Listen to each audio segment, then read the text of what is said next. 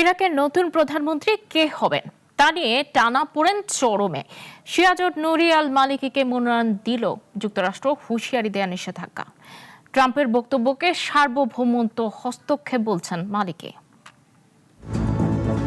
প্রধানমন্ত্রীর প্রশ্নে উত্তাল বাগদাদের রাজনীতি। গত বছরের নভেম্বরে সংসদ নির্বাচনের পর থেকেই সরকার গঠন নিয়ে দেশটির রাজনৈতিক নেতাদের মধ্যে চলছে টানা দর কষাকষি। দীর্ঘ অচল অবস্থার মধ্যেই পার্লামেন্ট সংখ্যাগরিষ্ঠ শিয়া রাজনৈতিক জোট কোঅর্ডিনেশন ফ্রেমওয়ার্ক ঘোষণা দিয়েছে ইরানপন্থী নেতা নুরি আল মালিকিকেই আবারও প্রধানমন্ত্রী পদের জন্য মনোনীত করা হয়েছে। এই ঘোষণায় মধ্যপ্রাচ্যের রাজনীতিতে নতুন করে উত্তাপ ছড়িয়েছে। বিশেষ করে ঘুম হারাম হয়ে পড়েছে ওয়াশিংটনের। যুক্তরাষ্ট্রের পক্ষ থেকে হুঁশিয়ারি দেওয়া হয়েছে, ইরান সমর্থিত গোষ্ঠীগুলো ক্ষমতায় এলে ইরাকের ওপর নেমে আসতে পারে কঠোর মার্কিন নিষেধাজ্ঞা। শুধু রাজনৈতিক মহল নয়, বিষয়টি গড়ায় সামাজিক যোগাযোগ মাধ্যম পর্যন্ত।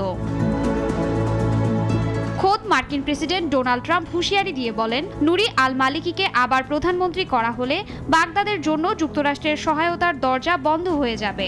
ট্রাম্পের ভাষায়, শেষবার ক্ষমতায় থাকাকালে মালিকির শাসনে ইরাক দারিদ্র্য ও চরম বিশৃঙ্খলায় ডুবে গিয়েছিল। এমন পরিস্থিতির পুনরাবৃত্তি যুক্তরাষ্ট্র দেখতে চায় না। তবে ট্রাম্পের এই বক্তব্যের কড়া প্রতিক্রিয়া জানিয়েছেন নুরি আল মালিকি নিজেই। তিনি বলেন, ইরাকের অভ্যন্তরীণ রাজনৈতিক বিষয়ে যুক্তরাষ্ট্রের এমন মন্তব্য দেশটির সার্বভৌমত্বের সরাসরি লঙ্ঘন। বিদেশি চাপ উপেক্ষা করেই ইরাক নিজের ভবিষ্যৎ নির্ধারণ করবে, এমন বার্তাই দেন তিনি। 2006 থেকে 2014 সাল পর্যন্ত টানা 2 মেয়াদে ইরাকের প্রধানমন্ত্রী ছিলেন নুরি আল মালিকি। 2003 সালে যুক্তরাষ্ট্র নেতৃত্বাধীন আগ্রাসনে সাদ্দাম হোসেন ক্ষমতাচ্যুত হওয়ার পর তিনি ছিলেন দেশের প্রথম নির্বাচিত প্রধানমন্ত্রী। তবে তার শাসনামল ছিল ব্যাপকভাবে বিতর্কিত। শিয়া সম্প্রদায়পন্থী নীতির কারণে সুন্নি জনগোষ্ঠীর একাংশ জঙ্গি গোষ্ঠী ইসলামিক স্টেটের দিকে ঝুঁকে পড়ে, এমন অভিযোগও রয়েছে তার বিরুদ্ধে।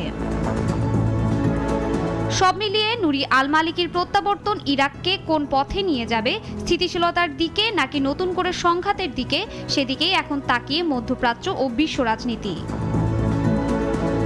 শাশ্বতী সরকার, নাগরিক।